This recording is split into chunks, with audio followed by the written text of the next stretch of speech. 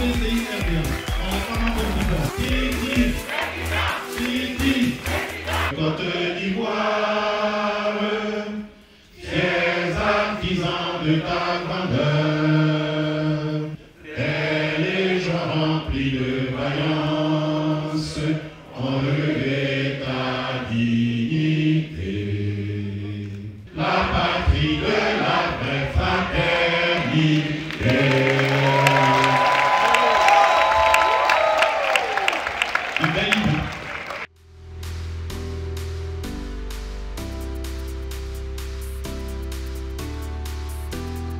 Nous avons le devoir de nous unir devant l'histoire et préserver la Côte d'Ivoire. Votre présence ici, Monsieur le Président, nous réconforte et nous honore.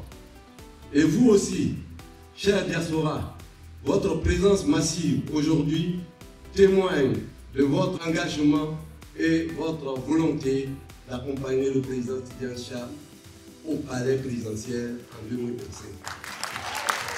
Je suis en mesure de vous assurer, Monsieur le Président, que nous avons confiance en vous. Nous avons confiance en votre capacité à nous conduire à la victoire.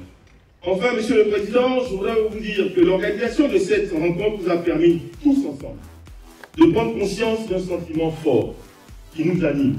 C'est la raison pour laquelle c'est avec plaisir, Monsieur le Président, que je suis en mesure de déclamer ici très haut: vive le Monsieur le Président Cheikh Tidiane Chia, vive le PDCI et vive la Côte d'Ivoire. Mesdames, Messieurs, l'heure n'est plus aux hésitations.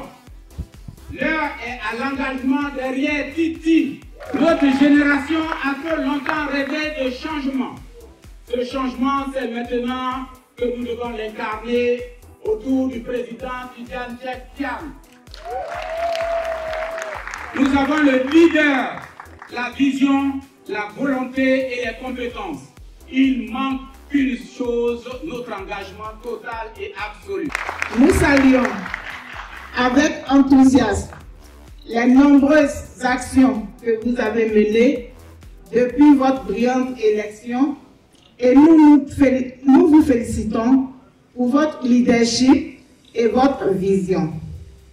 Monsieur le Président, nous, secrétaires généraux de section, réaffirmons notre engagement indéfectible à vos côtés pour assurer la victoire du PDCI-RDA en octobre 2025.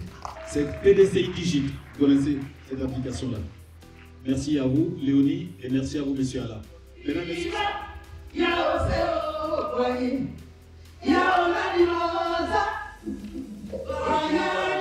Nous plaçons en vous notre espoir et nous sommes prêts à nous battre à vos côtés pour écrire une nouvelle page de l'histoire de notre pays. Nous avons besoin d'un leader visionnaire, capable d'avancer une transformation durable. Et ce leader, c'est vous, Monsieur le Président. Au nom de Dieu, on vient de tirer sa révérence. Le PDCI a choisi Tidiane Chia. Tidiane Chia, bien haut. La diaspora vous choisit le pouvoir d'État. Le PDCI. Et je n'avais pas prévu de prendre la parole. En fait, on a dit tout à l'heure que je suis flexible. Devant cette assistance, je me devais même de dire quelques mots humbling. Quand quelque chose est une expérience qui vous fait vous sentir humble. Et c'est ce que vous m'inspirez chaque jour. Quand on a une responsabilité, on ne doit pas se sentir fier, on doit au contraire se sentir humble. C'est-à-dire humble devant la tâche à accomplir. Quand je vois des assemblées comme la nôtre, ça me redonne de l'énergie, ça me donne du courage, parce que ça me montre ce dont nous sommes capables, nous Ivoiriens, quand nous sommes ensemble.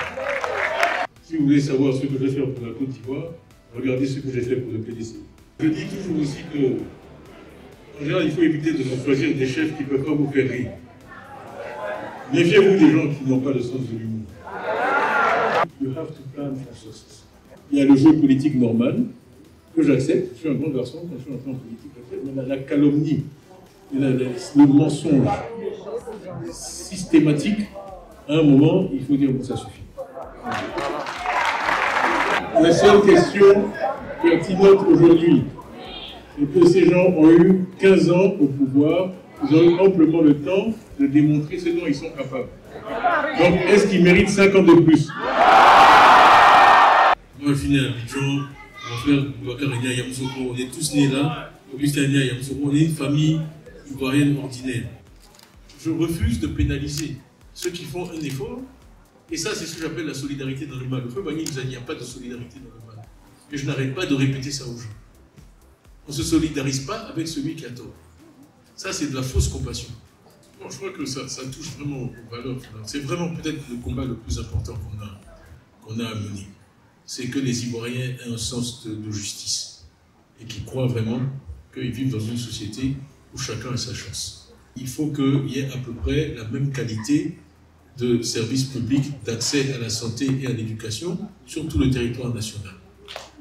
Moi, je rencontre souvent des gens qui me disent « Moi, j'étais un fils de pauvre, j'étais un paysan, j'étais je ne sais pas où, si ce n'était pas au Feu-Boigny qui m'a donné une bourse, si ce n'était pas au Feu-Boigny qui a mis en place, moi, je ne serais rien du tout. » Et ça, c'est ce qui a permis à la Côte d'Ivoire d'être différente des autres pays.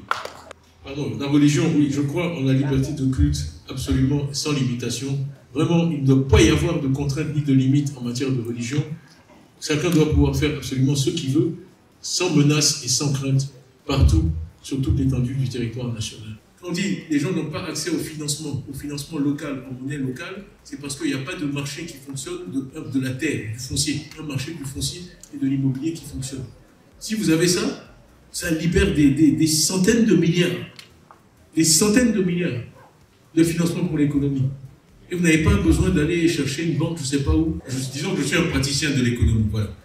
Je ne suis pas un économiste, je suis un acteur de l'économie.